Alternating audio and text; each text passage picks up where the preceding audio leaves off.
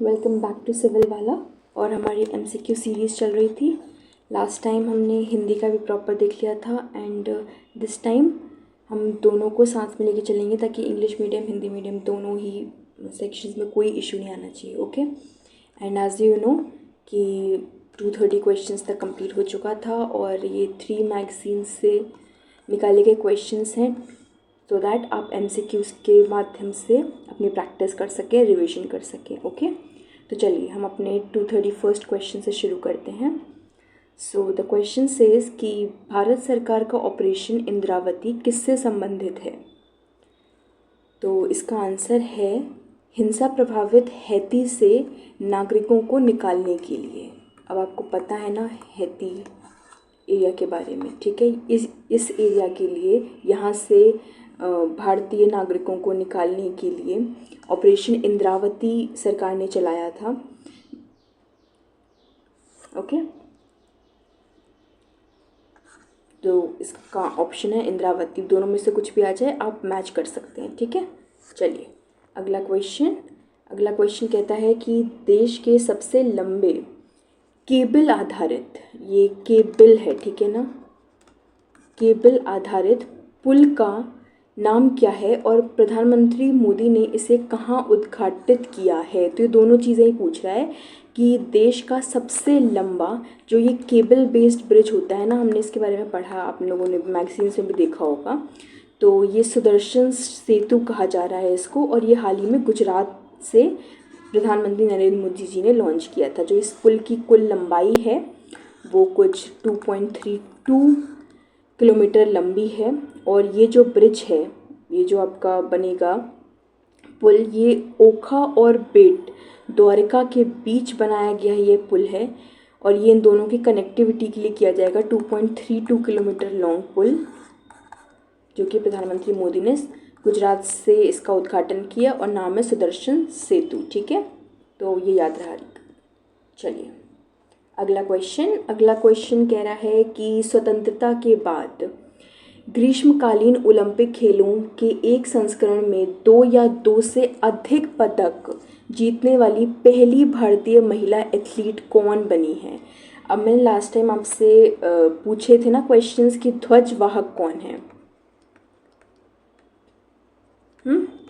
मैंने आपसे ये पूछा था पेरिस ओलंपिक्स के ध्वजवाहक कौन है। ये उन्हीं में से एक हैं, इनका नाम है मनु भाकर। और ये स्वतंत्रता के बाद समर ओलंपिक्स की बात हो रही है ये, ठीक है। इसमें ये ना केवल पहली भारतीय महिला बनी है एथलीट, बल्कि ये पहली भारतीय एथलीट भी हैं। मतलब महिला तो हैं ही और पहली एथलीट भी हैं जिन्होंने, क्योंकि ऐसे कोई मेल एथलीट भी नहीं हुआ है, तो ये पहली एथलीट भी हैं एवं पहली भारतीय एथलीट भी हैं। तो ये याद रखेंगे आप, जिन्होंने ग्रीष्मकालीन समर ओलंपिक गेम्स में स्वतंत्रता के बाद 2 या 2 से अधिक पदक जीतने वाली ये बनी है, ठीक है। तो आप याद रखेंगे इनका आंसर, ये आंसर है मनु भाकर, ठीक है, मनु भाकर। ओके, चलिए अगला क्वेश्चन कह रहा है कि 2024 में जो travel and tourism development index आया है, इसमें 39th रैंक किस देश की है? तो आप पहले मुझे ये बताइए कि ये इंडेक्स पब्लिश कौन करता है और ये रैंक किसकी है। बेसिकली आपको सारी चीज़ें ही इंडेक्स से पता होनी चाहिए। तो इसका आंसर तो भारत है। ये भी पूछ सकता था कि भारत की रैंक क्या है ना, दोनों ही तरीके से पूछा जा सकता था। आपको पता है कि ये क्वेश्चन से 1 या 2 क्वेश्चन तो बनकर आते ही आते हैं अगर आपने PYQs देखे होंगे तो, है ना। तो इसका आंसर तो भारत है और इसको प्रकाशित करने वाली जो संस्थान है उसका नाम है वर्ल्ड इकोनॉमिक फोरम, ठीक है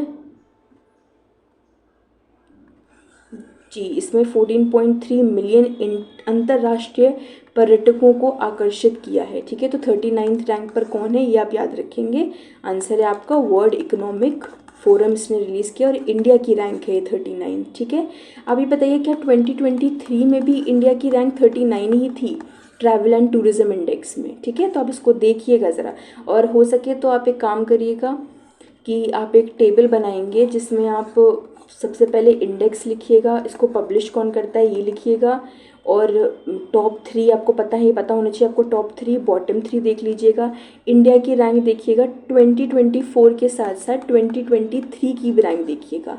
दो जैसे ही ये सीरीज़ ख़त्म होगी मैं इस चीज़ को आपको प्रोवाइड करूँगी टेलीग्राम चैनल पे, आप इसको देख लीजिएगा। बट फिर भी आप खुद से करेंगे तो आप ना 2-3 बार निकलेंगे उस चीज़ से तो आपको याद रहेंगे। ये बहुत ही फैक्चुअल चीज़ होगी, टॉप 3 कौन है, बॉटम के कौन है, इंडिया की रैंक क्या थी। मैं 2023 का इसलिए कहने के लिए कह रही हूँ ताकि आप एनालाइज करके ना, आपकी मैगज़ीन में भी 2023 के रैंकिंग दिया हुआ है, जहाँ जहाँ पे पॉसिबल है उन्होंने 2023 का रैंकिंग दिया है, फिर 2024 का भी रैंकिंग दिया है। तो उस चीज़ को ध्यान में रखते हुए ये दोनों चीज़ें कर लीजिएगा और ये एक चार्ट बना दीजिएगा, बिकॉज जिस तरीके से मैगज़ीन में दिया है वो थोड़ा रिटेन करने में डिफ़िकल्ट होता है ना, तो जस्ट मेक एन इंडेक्स। चलिए अगले क्वेश्चन पे चलते हैं। अगला क्वेश्चन कह रहा है कि पिंगली वेंकैया ने भारतीय राष्ट्रीय ध्वज का पहला डिज़ाइन महात्मा गांधी को किस वर्ष में प्रस्तुत किया था। ओके, तो ये थोड़ा फैक्चुअल हो गया। ओके, इसका आंसर है 1921। 1921 में पहली बार पिंगली वेंकैया ने जो विजयवाड़ा में महात्मा गांधी जी को भारतीय ध्वज का पहली बार डिज़ाइन दिया था और इसके बाद ही इस डिज़ाइन को राष्ट्रीय ध्वज के रूप में अपनाया गया था। तो ये सबको पता होगा वैसे, बट फिर भी 1921 इसका आंसर है। ठीक है, चलिए अगला क्वेश्चन कह रहा है कि अगस्त 2024 में 32nd अंतर्राष्ट्रीय कृषि अर्थशास्त्रियों के समारोह की मेजबानी किस शहर ने की थी। ठीक है, तो ये पूछ रहा है कि international conference of agricultural economist, अंतर्राष्ट्रीय कृषि अर्थशास्त्रियों के सम्मेलन की मेजबानी के बारे में पूछ रहा है। तो इसकी मेजबानी पूसा नई दिल्ली में हुआ था। आपको पूसा इंस्टीट्यूट के बारे में पता ही होगा। ठीक है, इसका आंसर है पूसा न्यू दिल्ली। यहाँ पे इस सम्मेलन का आयोजन किया गया था जहाँ पे विश्व भर से जो एग्रीकल्चरल इकोनॉमिस्ट के बारे में तो आप जानते होंगे, है ना, कृषि अर्थशास्त्र ने भाग लिया था दुनिया भर से, और ये पूसा न्यू दिल्ली में आयोजित किया गया था। ठीक है, तो आप इसको याद रखेंगे। चलिए अगला क्वेश्चन कर रहा है कॉल ऑफ द गिर नामक जो पुस्तक है, जो गिर और एशियाई शेरों पर केंद्रित है, ये किस राज्यसभा सांसद द्वारा लिखी गई है। तो ये सिंपल क्वेश्चन है इंग्लिश के लिए। अब देखिए कि जो कॉल ऑफ द गिर बुक है जिसका फोकस गिर और एशियाटिक लायंस के ऊपर है, ये राज्यसभा के किस मेंबर ने लिखी है, बेसिकली किस एमपी ने लिखी है। तो इसका आंसर है परिमल नथवानी जी ने लिखी है इस किताब को। ये इसके लेखक हैं। आप मुझे क्वेश्चन जो इसमें मेजर ये है, आप मुझे बताइए एशियाटिक जो लायन है, एशियाई जो शेर हैं, इनका वैसे तो एक बार देखिएगा साइंटिफिक नेम क्या होता है, जस्ट सी दिस, है ना, और IUCN स्टेटस क्या है इसका, वल्नरेबल है, एक्सटिंक्ट है, एंडेंजर्ड है, नियर थ्रेटेंड है। देखकर बताइए कि आपका एशियाटिक लायन का IUCN स्टेटस क्या है। और ये जो किताब है लिखी है राज्यसभा सांसद परिमल नथवानी जी ने। ठीक है, चलिए अगला क्वेश्चन कह रहा है कि भारत से एक्सियोम 4 मिशन के लिए अंतर्राष्ट्रीय अंतरिक्ष स्टेशन के लिए किसे चुना गया है। आपको एक्सियोम 4 मिशन के बारे में तो पता ही होगा, आपकी मैगजीन में दिया हुआ है ये विज्ञान परिदृश्य में। तो इसका आंसर है शुभांशु शुक्ला और प्रशांत बालकृष्ण नायर। इनको एक्सियोम मिशन के लिए ले जाने की ये जा रहे हैं बेसिकली, है ना। अब इसमें ना मुझे आप एक क्वेश्चन का आंसर करेंगे। ठीक है, पहली बात तो जब आपको एक चीज़ पता है, जो गगनयान भारत का मिशन है ना, जो प्रस्तावित है किया जाएगा, इसमें जो 4 अंतरिक्ष यात्रियों का जो नाम है, आप वो 4 अंतरिक्ष यात्रियों का नाम बता सकते हैं मुझे। चलिए अच्छा देखिए, अगर आप ये एक्सियोम मिशन के बारे में नहीं भी देखेंगे ना, तो अगर आपको गगनयान के 4 अंतरिक्ष यात्रियों के नाम पता हैं तो ये आपको वैसे ही पता चल जाएंगे। एक बार देख लेते हैं, चलिए ठीक है। तो ये गगनयान में जो आपके जाएंगे, एक minute, let me do this. चलिए इसको यहीं पे ऐड करते हैं, ठीक है, just a minute.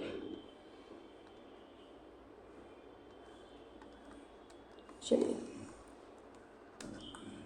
Gaganyaan mission में एनोटेटेड PDF आपको प्रोवाइड की जाएगी, ठीक है। पहले जो आपके जा रहे हैं आपको पता ही होगा, हाँ जी, प्रशांत बालकृष्ण नायर, ये एक है। सेकंड पे कौन है? अजीत कृष्णन है।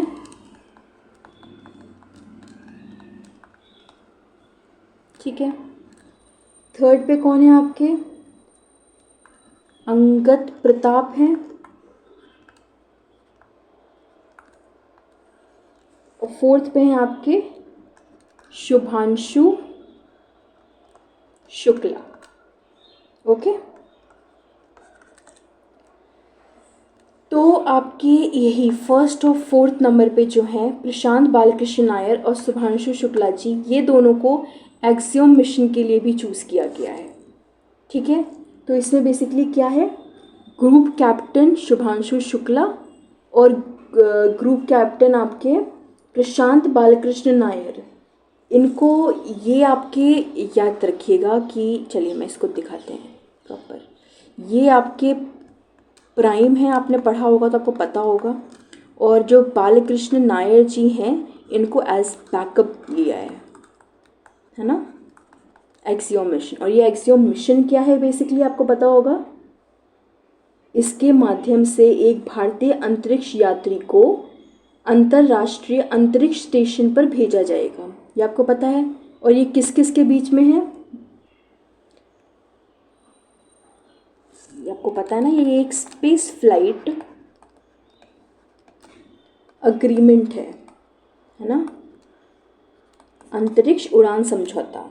आगे वैसे क्वेश्चन है तो तब हम उसको डिस्कस करेंगे, नासा एंड, चलिए ये तभी डिस्कस करेंगे। अब ये अगर आपको ये देखिए अभी 4 नाम अगर याद हैं तो आपको वैसे भी आ जाएंगे। गगनयान के 4 लोग कौन हैं? बालकृष्ण नायर, अजीत कृष्णन, अंगद प्रताप और शुभांशु शुक्ला। इसमें जो शुभांशु शुक्ला हैं ये एक्सियोम के प्राइम मेंबर हैं जिनको जाना है, और बैकअप के लिए आपके बालकृष्ण नायर जी हैं। गगन मिशन यान कब जाने वाला है ये ईयर आप मुझे कॉमेंट्स में बता दीजिए, ठीक है। तो ये चीज़ें आपकी यहाँ पे कवर हो जाएंगी। चलिए अगला क्वेश्चन करते हैं। अगला क्वेश्चन कह रहा है कि हाल ही में किस राज्य ने एक रैली के दौरान रणथंबोर टाइगर रिजर्व में अवैध रूप से प्रवेश करने पर 12 SUV के मालिकों पर 1 लाख का जुर्माना लगाया। क्वेश्चन का सिंपल मतलब ये है कि रणथंबोर टाइगर रिजर्व आपकी कहाँ है, तो ये आपकी राजस्थान में है। अब दोनों चीज़ें आपकी आपको टाइगर रिजर्व ये जो प्रोमिनेंट है रिसेंटली जो आई हो ये किधर है, ठीक है, लोकेशंस आप देख लीजिए क्या। तो ये रणथंबोर टाइगर रिजर्व आपकी राजस्थान में है, ठीक है।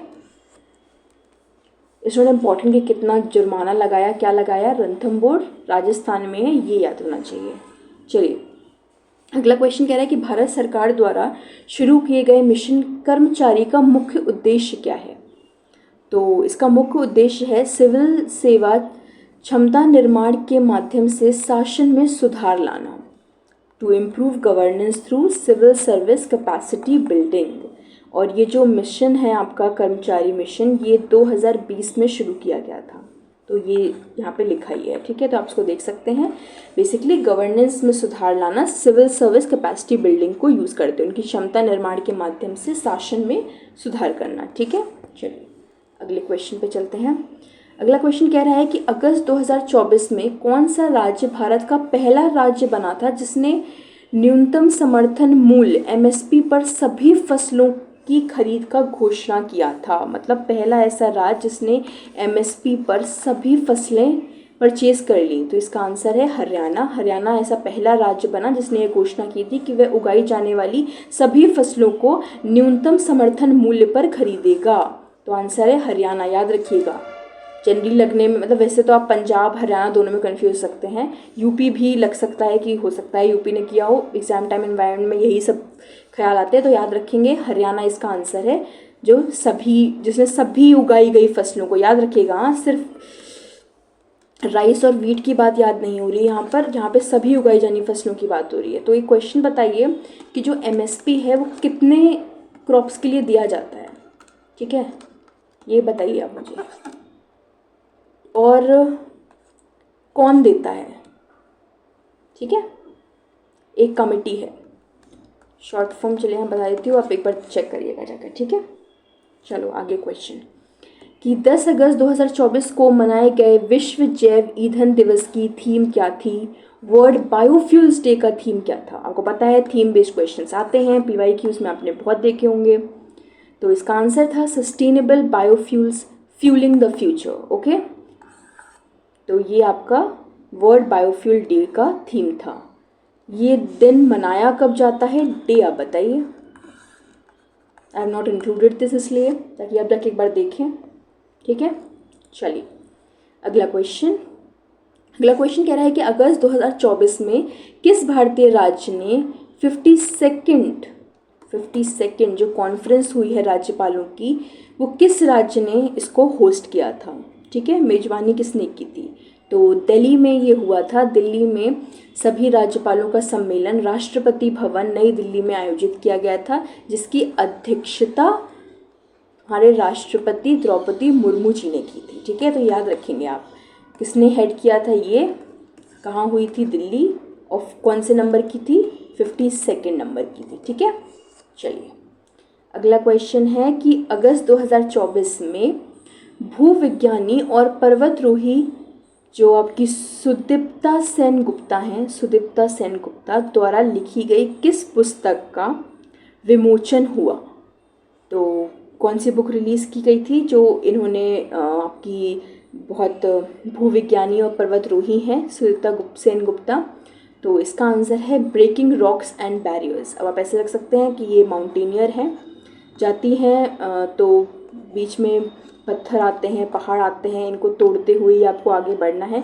तो इस जितने भी बैरियर्स आ रहे हैं तो और एक महिला भी हैं, तो ये बेसिकली सोसाइटी के बैरियर्स को तोड़ते हुए आगे बढ़ रही हैं। तो कुछ इस तरीके से आप याद कर सकते हैं कि breaking barriers, rocks and barriers, ठीक है। ये बुक तो उन्होंने लिखी है सुदीपा सेन गुप्ता, ठीक है, याद रखिएगा। ब्रेक कर रहे हैं सोसाइटी के हर वो कस्टम्स जो विमेन को आगे जाने से रोक रहे हैं, ठीक है। तो ये याद रखेंगे, इस तरीके से आपको याद रहेगा, ठीक है। इतना खींचने का सिर्फ एक ही मतलब है। चलिए अगला क्वेश्चन हाँ जी, देखिए आ गया। एक्सियम 4 मिशन जिसमें भारतीय अंतरिक्ष यात्री शामिल हैं, इसका मुख्य उद्देश्य क्या है। तो इसका मुख्य उद्देश्य है कि मानव अंतरिक्ष उड़ान सहयोग को बढ़ाना, ह्यूमन स्पेस फ्लाइट बेसिकली। आपको क्योंकि आपको लेकर जाना है आपके अंतर्राष्ट्रीय अंतरिक्ष स्टेशन पे ह्यूमंस को, तो उसके लिए इसरो और नासा के मध्य ये एक्सियम 4 मिशन था, जिसमें उन्होंने इंडियन कौन थे आपको पता है, अभी पूरा डिस्कशन उसके ऊपर हुआ है। 4 नाम जो गगनयान से एसोसिएटेड हैं और 2 नाम जो एक्सियम से एसोसिएटेड हैं, याद रखिएगा।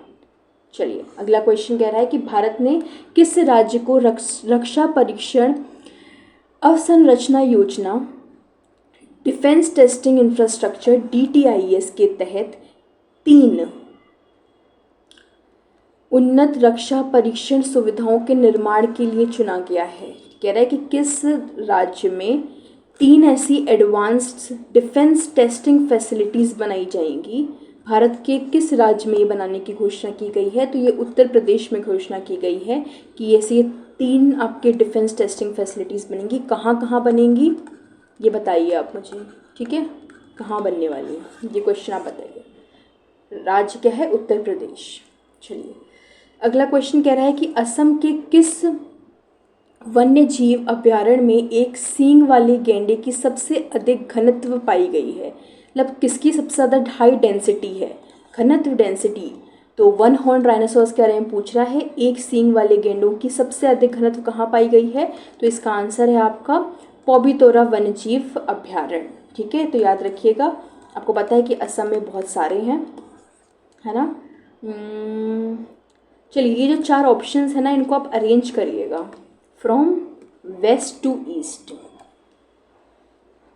पहले कैसे पढ़ते हैं, ठीक है। आप एक बार मतलब कमेंट आप नहीं भी करेंगे देखिए, तो जाके एक बार मैप में देख ज़रूर लीजिएगा, कभी कभी आ जाते हैं। या फिर कौन सा कब स्टैब्लिश्ड हुआ, क्योंकि कोई एक चीज़ न्यूज़ में रहती है तो उसके इर्द गिर्द किस ईयर में किस वन्य अभ्यारण्य को न्यूज़ में रखा गया, किस में इस्टेब्लिश किया गया था, ये आप देख लीजिएगा। एक बार क्रोनोलॉजी देख लीजिएगा, कौन पहले पढ़ता है कौन बाद में पढ़ता है, किस पर कौन सी नदी बहती है ना, किस अभ्यारण्य से, वाइल्ड लाइफ सेंचुरी से किस नदी मतलब दिबांग है, ब्रह्मपुत्र है, मानस है, ये सब आप देख लेंगे, ठीक है। काजीरंगा से कौन सी गुजरती है, तो ये चीज़ें आप एक बार चेक कर लिए। इसका आंसर है पवितरा वन्यजीव अभ्यारण्य।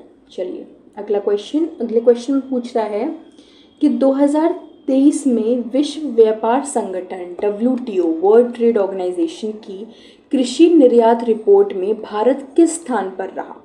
निर्यात बेसिकली वो एग्रीकल्चरल प्रोडक्ट्स के एक्सपोर्ट्स की बात कर रहा है कि निर्यात में भारत का स्थान क्या था। तो भारत का स्थान 8वां था, ठीक है, विश्व व्यापार संगठन वर्ल्ड ट्रेड ऑर्गेनाइजेशन की रिपोर्ट के अनुसार। चलिए अगला क्वेश्चन कह रहा है पावा नुर्मी गेम्स एथलेटिक्स 2024 का आयोजन कहाँ किया गया था। तो इसका आंसर है फिनलैंड में इसका आयोजन किया गया था। और ये जो फील्ड कंपटीशन था ये समर में हुआ था और 1957 से हर साल ये आयोजित किया जा रहा है, ठीक है। ये एथलेटिक्स का विश्व स्तर की एथलेटिक्स का गोल्ड मीट है, जो कि it's a top level world athletics competition.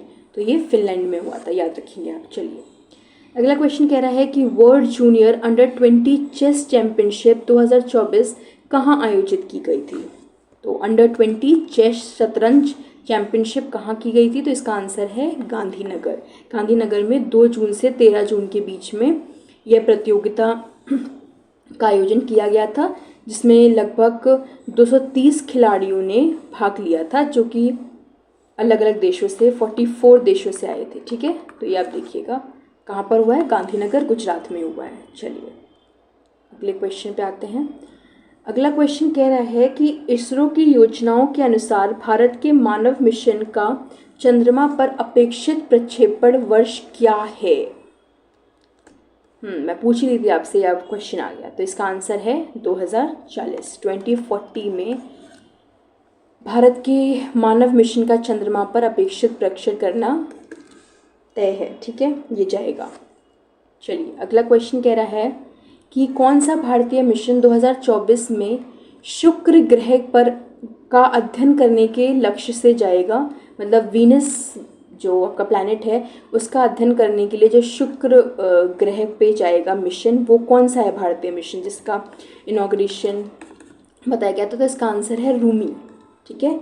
ये भारत का ऐसा पहला मिशन होगा जो शुक्र ग्रह का अध्ययन करेगा और ये 2024 के लिए योजनाबद्ध है और इसमें ग्रह के वातावरण और सतह पर बेसिकली आपका जो ये उसका पूरा आपका वातावरण को एनालाइज करेगा, एटमॉस्फेयर को देखेगा और उसमें आपकी अध्ययन करके आपकी ये इम्पोर्टेंट क्यों है ये आपको पता होना चाहिए।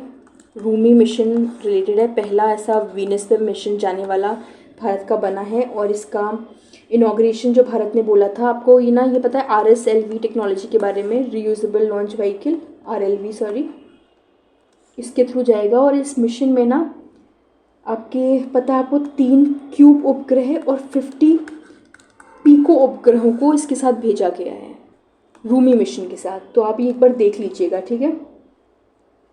चलिए सो इट्स शुक्र ग्रह के लिए रूमी मिशन, भारत का ये पहला ऐसा कोई मिशन है जो शुक्र ग्रह पर जाएगा वहाँ के वातावरण का अध्ययन करने के लिए। चलिए अगला क्वेश्चन कह रहा है कि इसरो के संचालन में भुवन परियोजना का उद्देश्य क्या है।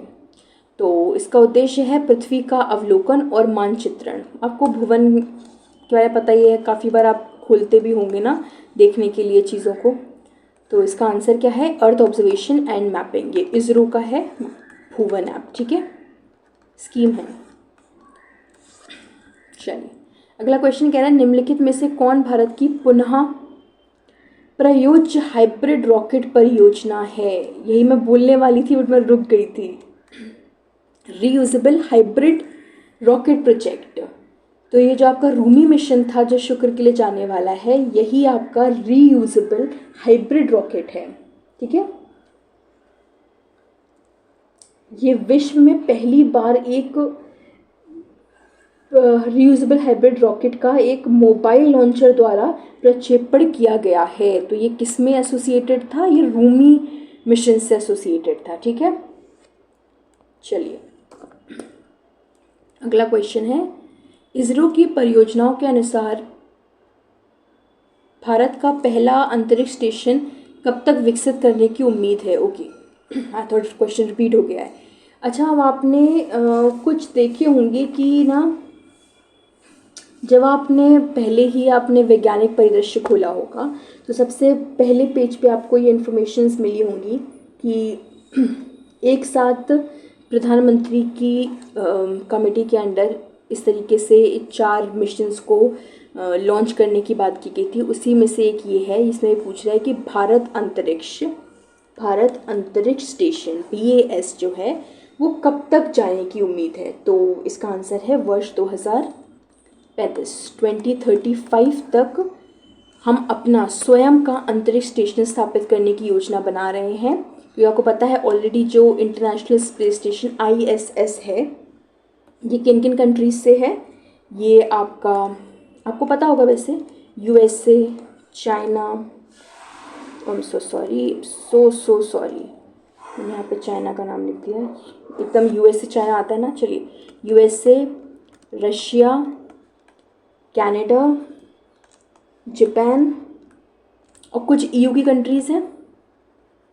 ये इनके सहयोग से अभी ISS बना हुआ है।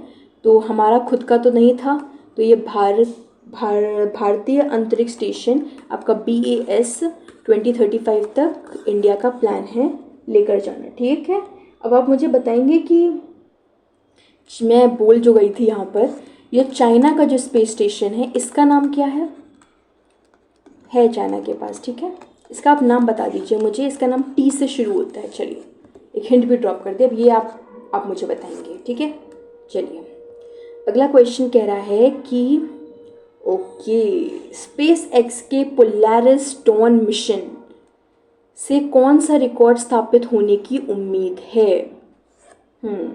पोलैरिस डॉन मिशन के बारे में आपको पता है?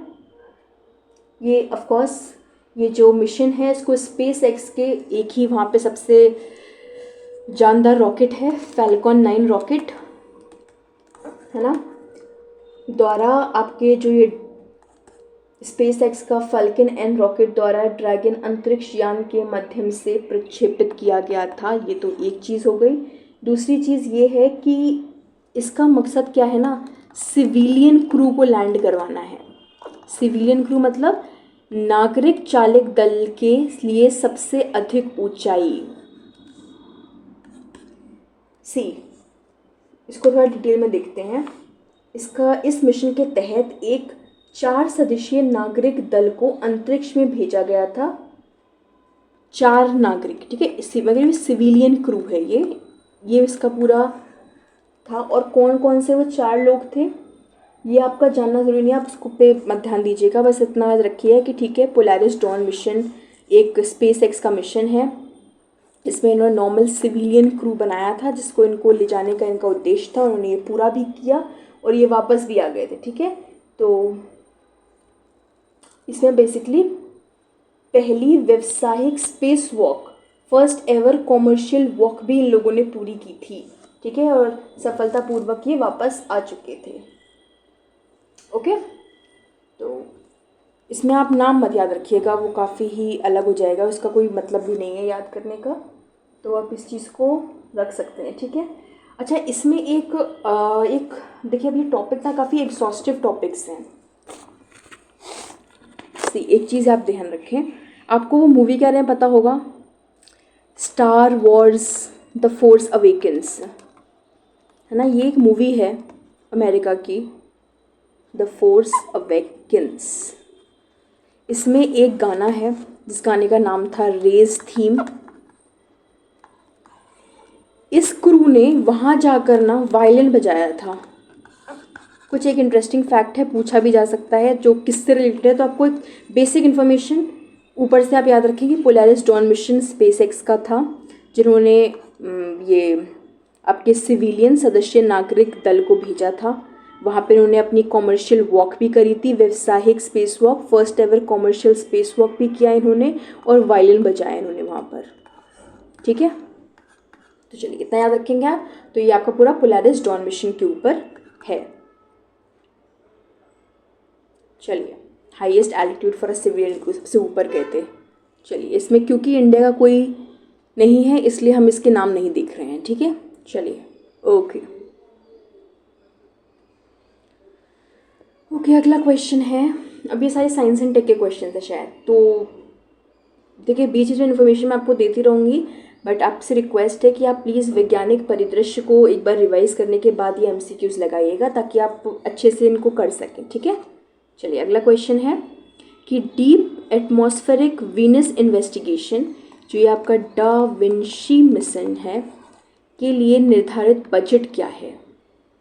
ओके, तो ये आपका इसके लिए बजट पूछ रहा है, तो इसका आंसर है 824 करोड़ रुपीज़। लेकिन हमारे लिए ज़्यादा इम्पोर्टेंट क्वेश्चन ये है कि ये जो है ये मिशन किस ग्रह के लिए है, किस ग्रह पे भेजा जा रहा है। तो इसका आंसर है वीनस। ये पूछा भी जा चुका है PYQs में। और इसका जो ईयर है कब ये करा गया, इसका ये है 2030। ओके, तो ये आप ध्यान रखिएगा। ऐसे ये 5 मिशन आपके उसमें दिए गए हैं शुक्र ग्रह के, तो वैसे तो आपको पता होगा बट फिर भी मैं एक बार लिखती हूँ। मैरिनर मिशन है आपका, ठीक है, मैगेलन मिशन है आपका,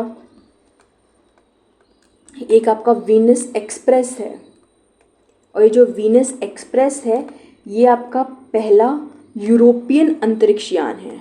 ठीक है, ये यूरोपियन से रिलेटेड है।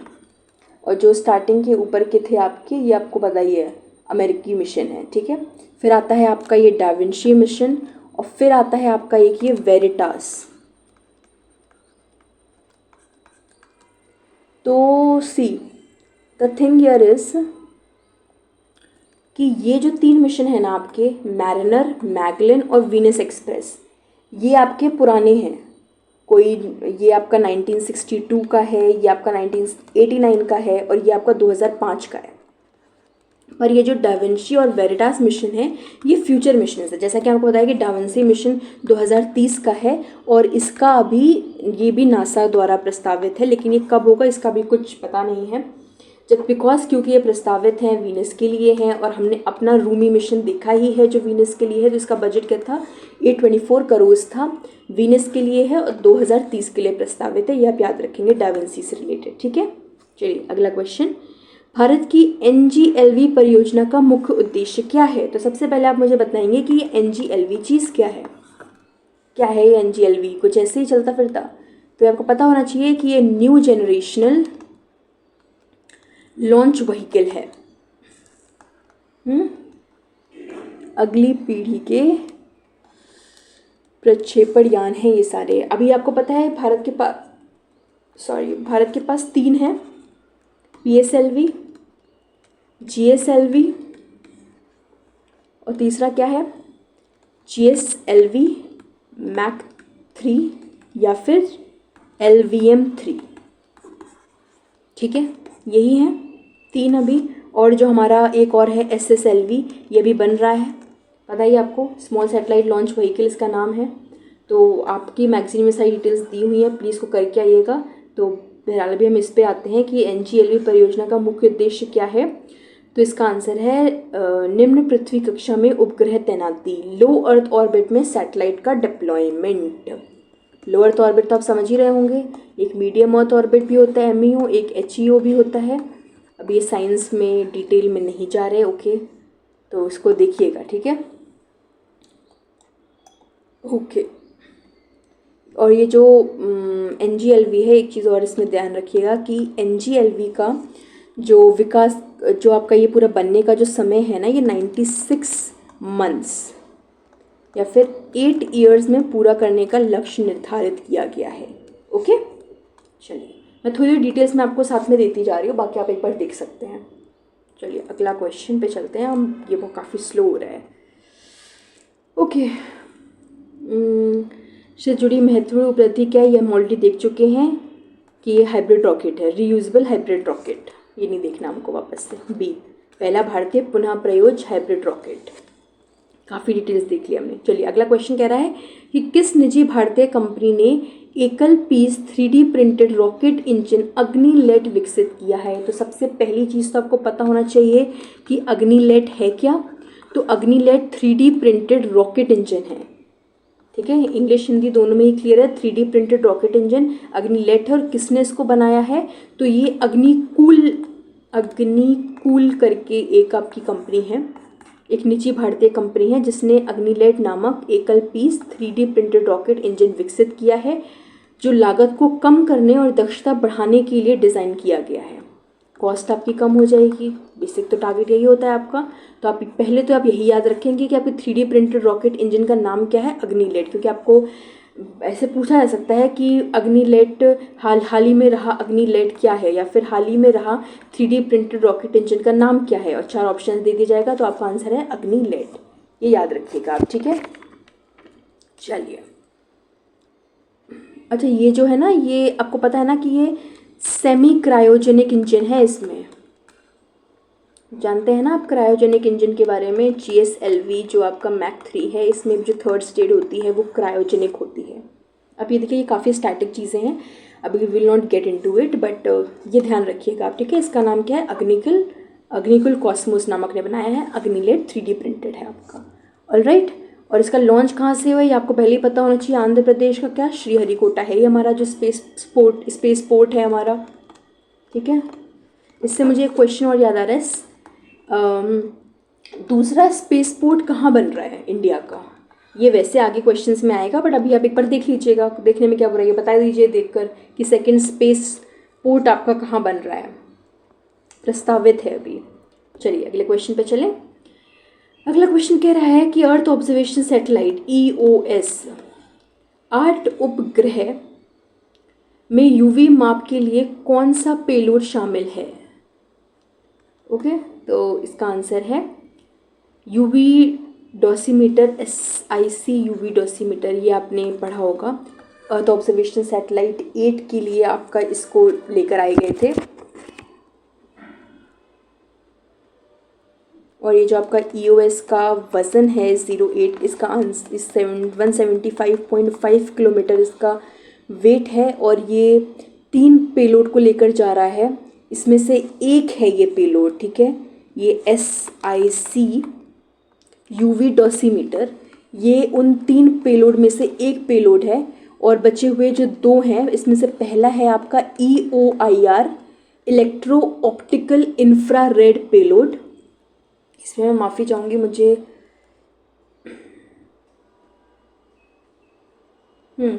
और दूसरा है आपका GNSSR global navigation satellite system reflectometry payload. Okay, cryogenic engine, इसमें क्वेश्चन थोड़ा गलत बन गया है, इसमें कौन सा नहीं है, तो इसका ये आप D मार्क कर सकते हैं आंसर, क्योंकि ये जो बचे हुए 3 हैं, तीनों ऑप्शंस में दे दिए, मैंने वो ऑप्शंस पे ध्यान नहीं दिया। ये आपके तीनों लिखे जिनका नाम मैं बोल रही थी ना, EOIR, GNSSR और आपका SIC UV, ये 3 पेलोड को अर्थ ऑब्जर्वेशन सैटेलाइट 8A लेके जाने वाला है, ठीक है। तो ये आप ध्यान रखिएगा, इसका आंसर है D। ओके, चलिए अगले क्वेश्चन पे आते हैं। अगला क्वेश्चन कह रहा है इसरो द्वारा विकसित छोटे उपग्रह प्रक्षेपण यान SSLV की ऊंचाई कितनी है। अभी मैंने बताया था ना SSLV बन रहा है, 3 अभी हैं, तो इसका है 34 मीटर्स, ठीक है। इसको आप याद रखिएगा, इसका आंसर है 34 मीटर्स। चलिए अगले क्वेश्चन पे चलते हैं। अगला क्वेश्चन कह रहा है ओके कि पुनः प्रयोज्य प्रक्षेपण यान प्रौद्योगिकी प्रदर्शनकर्ता रीयूजेबल लॉन्च व्हीकल, आपको पता है टेक्नोलॉजी डेमोन्स्ट्रेटर जो है आपका, ये अपना लैंडिंग प्रयोग किस वर्ष में किया। तो इसका आंसर 2024 है, अभी इस वर्ष में इसने अपना लैंडिंग किया है। लैंडिंग एक्सपेरिमेंट था। हम ये क्यों कर रहे हैं ये आपको पता होना चाहिए ना, क्योंकि जब आप गगनयान मिशन यार भेजोगे ना, तो आप ये नहीं कि आप क्रू को लेकर गए, उनको छोड़कर आकर वापस लेकर ही नहीं आओगे, ये तो नहीं करना है। तो ये टेक्नोलॉजी हमारे पास होना ज़रूरी है, रीयूजेबल लॉन्च व्हीकल। तो इसका एक फर्स्ट सक्सेसफुल एक्सपेरिमेंट इसरो ने कंडक्ट कर लिया है 2024 में, ठीक है। ये इसका बेसिक इंपॉर्टेंस ये है, ठीक है। चलिए अगला क्वेश्चन कह रहा है कि भारत का पहला निजी प्रक्षेपण स्थल कहाँ स्थापित किया गया है। प्रथम तो सबको पता है, दूसरा आप मुझे बताइए। श्रीहरिकोटा आंध्र प्रदेश है ये, बट दूसरा नहीं पता सबको, तो सेकंड आप बताइए मुझे, ठीक है। आई एम लीविंग इट अभी के लिए, नेक्स्ट पार्ट में मैं इसको कवर कर लूँगी। वैसे इसका आंसर आपका के का कू, ठीक है। चलिए की मैं मतलब नॉर्मल, चलिए मैं आगे करेंगे इसको, अभी नहीं। सेकंड बताइएगा आप मुझे कहाँ पर है। चलिए अगला क्वेश्चन है, विक्रम एस को भारत के रूप में पहचाना गया है। विक्रम एस को भारत में किस रूप से जाना जाता है। विक्रम एस क्या है आपका, ये पहला निजी रॉकेट है, फर्स्ट प्राइवेट रॉकेट है आपका विक्रम एस। चलिए अगला क्वेश्चन, ये आपका एस्ट्रॉयड के बारे में पूछ रहा है कि 2005 EX-296 इसका ऑफिशियल नाम क्या है। तो इसका आंसर है आपका भाग्यशास्त्री, बी इसका आंसर है, ठीक है। इसका नामकरण बदल के रखा गया है आपका 2000, ये जो क्षुद्रग्रह 2005 EX-296 है, इसका नाम बदलकर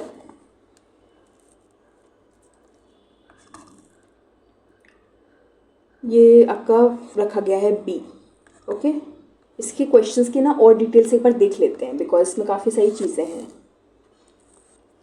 ओके, तो ना ये देखिएगा जो आपका ये है ना, let me just check here, ये जो आपका एस्ट्रॉयड 2005 EX-296 है, इसका भी नाम बदलकर हाल ही में प्रोफेसर जयंत मूर्ति के नाम पर रखा गया है, जो इंडियन इंटरनेशनल एस्ट्रोनॉमिकल यूनियन द्वारा इसका नामकरण बदला गया है। और ये जो प्रोफेसर जयंत मूर्ति हैं, इनके नाम पर ये किया गया है, ठीक है। ये क्योंकि इंडिया से हैं, ये कुछ इसमें ना गलत प्रिंट हो गया है, सो सॉरी फॉर दिस। इसको चेक कर लेते हैं। इसमें क्वेश्चन एक चीज़ और थी कि पहले भी ना एक एस्ट्रॉइड था 2006 VP32, इसका नाम बदलकर पहली बार ऐसा हुआ था कि किसी एस्ट्रॉइड का नाम किसी क्लासिकल सिंगर के नाम पे रखा गया था। तो इसका आंसर था पंडित जसराज। ओके, इस तरीके से इसको फ्रेम करना था। तो इसका आंसर है पंडित जसराज, और ये 2006 VP32 में हुआ था, तब रखा गया था। अभी आईयू ने बेसिकली इस एस्ट्रॉइड का नाम बदलकर प्रोफेसर जयंत मूर्ति जी के नाम पे रखा था, ठीक है। तो ये है इसका पूरा, ये आप याद रखेंगे, एस्ट्रॉइड 2005 EX-296 जयंत मूर्ति। और पहले एक हो चुका है जिसका नाम सिंगर के नाम पे रखा गया, तो पहला एक एस्ट्रॉइड जो किसी भी सिंगर के नाम पे रखा गया है तो पंडित जसराज था, ठीक है। आपको पता ही है कि जो ये एस्ट्रॉइड बेल्ट है, ये आपकी मार्स और जुपिटर के बीच में मिलती है ना। ये तो आपने पढ़ा, सोलर सिस्टम ज्योग्राफी के फर्स्ट चैप्टर में ही पढ़ते हैं हम। तो ये फैक्ट्स आप इससे याद रखिएगा, ठीक है, asteroid and all. Okay, I just rechecked it in the magazine, मैं थोड़ा कंफ्यूज हो गई थी इसमें, तो ये आप देख लीजिएगा, आपको कोई गलत इन्फॉर्मेशन नहीं दी जाएगी। इस पर आप बिल्कुल 100% ट्रस्ट कर सकते हैं। इसमें एक इशू था तो उसको रिजॉल्व कर दिया गया, एंड ये आप देख सकते हैं, जयंत मूर्ति, एस्ट्रॉइड का नाम और एक पुराना डिटेल जो मैं आपसे वैसे पूछने वाली थी, बट आप इसको देख लीजिएगा एक बार, और आप इस पर देख सकते हैं। वैसे इतना इन्फॉर्मेशन इसमें काफ़ी है कि क्लासिकल सिंगर थे ये, ठीक है, पंडित जसराज। अब तक और किसी एस्ट्रॉइड का नाम किसी सिंगर के ऊपर नहीं रखा गया है ना। हम अंडरस्टैंड कर सकते हैं, कोई साइंटिस्ट है, कोई रिसर्चर है, इस पे तो रखा जाता है, बट सिंगर पे नहीं रखा गया है। तो ये एस्ट्रॉइड ये था, और 2005 का ये है प्रोफेसर जयंत मूर्ति, ठीक है। तो ये आपको याद रहेगा। चलिए अगले क्वेश्चन पे आते हैं। ओके, एक काम करते हैं ना, 3 और कर लें, because it's will be a long video, then लंबा हो जाएगा। चलिए यहीं तक रखते हैं, जल्दी जल्दी लेकर आ जाएंगे ताकि आपके फटाफट ये ख़त्म हो जाए। ओके, एटलीस्ट 500 MCQs आपके दिवाली से पहले ख़त्म हो जाए, ये पूरा ट्राई किया जाएगा। 200 बच्चे हैं, एंड आपके पास 4 days हैं, कर सकते हैं, we can complete this. Okay, चलिए, सो थैंक यू एवरीवन। जो क्वेश्चंस पूछे गए हैं इनको प्लीज़ आंसर करिएगा कमेंट्स में, एक बार मैगजीन में जाके वापस से पढ़िएगा, and please like the video, share your comments, give your feedback, and if you like it, share it with your friends and subscribe to the channel. Okay, so thank you very much everyone.